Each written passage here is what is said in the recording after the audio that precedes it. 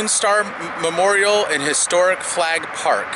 Okay, so one of the super cool features in this park is the statue, and it actually has some fun facts hidden in it.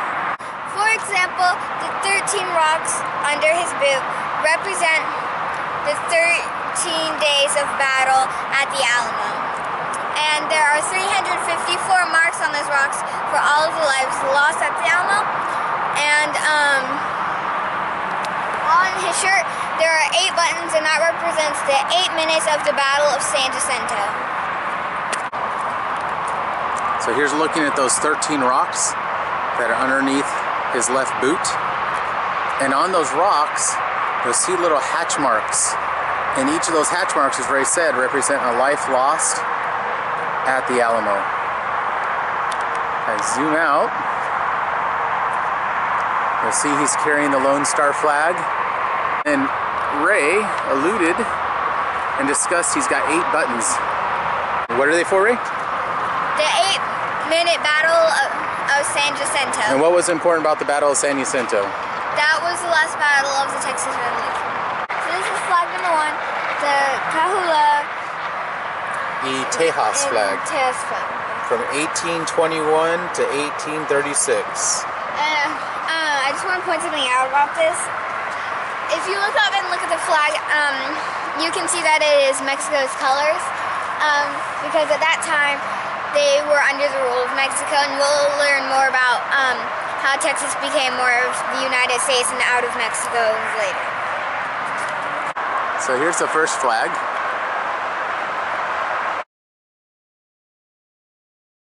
The TriColor flag. Or? The Alamo flag. The Alamo flag. Oh, I did not know that was called the Alamo flag. The Mexican colonists in Texas, still loyal to Mexico, removed the center eagle from the Mexican national flag and replaced it with 1824, their way of protesting and asking that the 1824 Constitution be restored after Santa Anna did not honor it. Wow, that's cool. I did not know that. So this is known as the Alamo flag. Let's see if we can... I saw the 1824 under there for a second. There it is.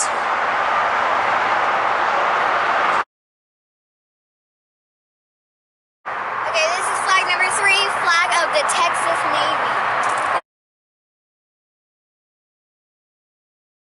And it looks a lot like the American flag with a single star representing the Lone Star State. But unfortunately, the wind's not blowing in a direction I can see it right now. Okay, so flag number 4, the Alabama Red Rovers. An Alabama flag, so why is there an Alabama flag, Ray? Alabama came over to help in the Battle of Bexar. Red Rovers were a regiment from Alabama that came to fight for the Texas independence. A bit of a sad story, and there's a red flag. A bit of a sad story is that most of them were killed at the massacre of Goliad, with a few exceptions. And so they have their flag here to honor them and their sacrifices for Texas's independence.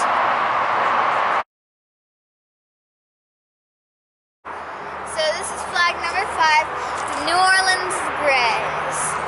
So the New Orleans Grays were a group of Americans that came over once again to volunteer and fight for Texas's independence.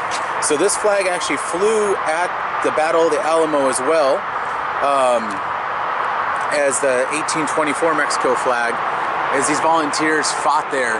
And of course, they did not survive because they were at the Alamo. And the story is that Santa Anna actually captured this flag and sent it back to Mexico. And apparently it's still there, but it has not been returned, from what I understand from the plaque here.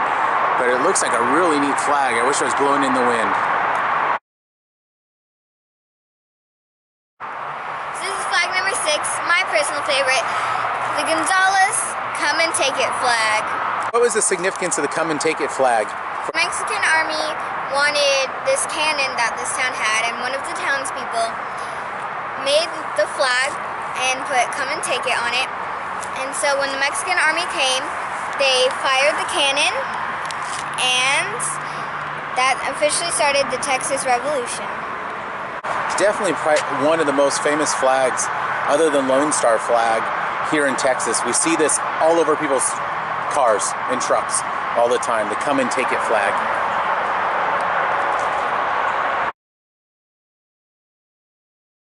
So this is flag number 7, Sarah Dodsons TriColor flag.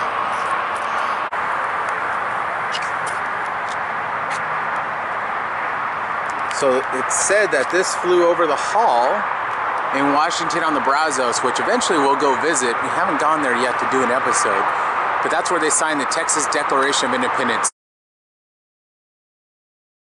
So this is flag number 8, the Chapman Lone Star flag. And actually, if you look at the message on it, it does kind of remind me of the American Revolution. And why is that, Ray? Because during the American Revolution, Patrick Henry made the statement, "Give me liberty or give me death." And on the flag it says liberty or death. So see if we can capture. I don't know if we're going to be able to capture liberty or death. I think what we'll do is we'll try to get images of each of these flags and put them in. Yeah, we'll put them on the screen so you guys can see it from a better view. So you can see there's a blue Lone Star and then it says liberty or death on it. And this was another flag that was flown during the Texas Revolution. Flag number 9, the Goliad flag.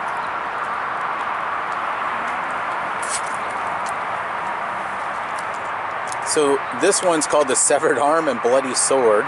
And so this was actually flown at Goliad, and Goliad was the site of a massacre by Santa Anna and the army against a number of Texans and volunteers who surrendered there. And they ended up surrendering, but he ended up killing them all, or almost all of them. This is flag number 10, the Jacinto Liberty flag.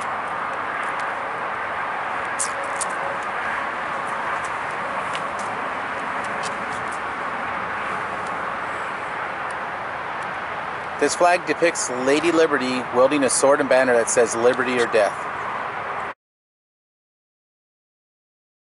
Is flag number 11, the first flag of the Republic. Republic of what?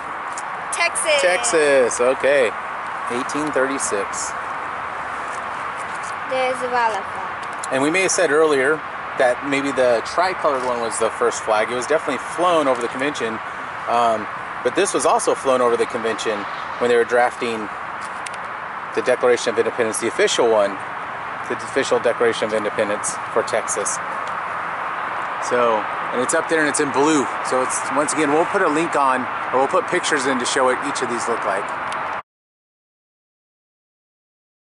Okay, so this is flag number 12, the second flag of the Republic, or the brunette flag. And what years was this the flag of Texas? This was 1836 to 1839.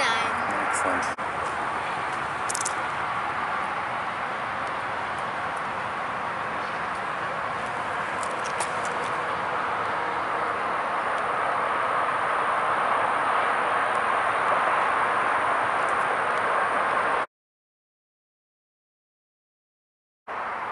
Okay, so this is flag number 13, the final flag, the Lone Star flag.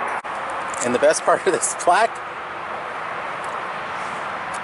y'all come back real soon.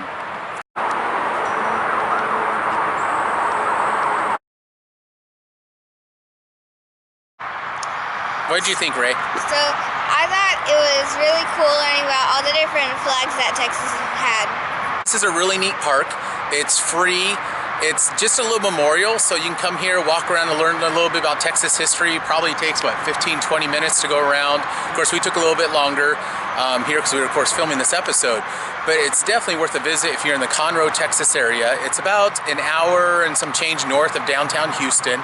Make sure to subscribe to our channel and like this video. And once you subscribe, press the bell for notifications so you know when we upload a new video. And most of all, enjoy.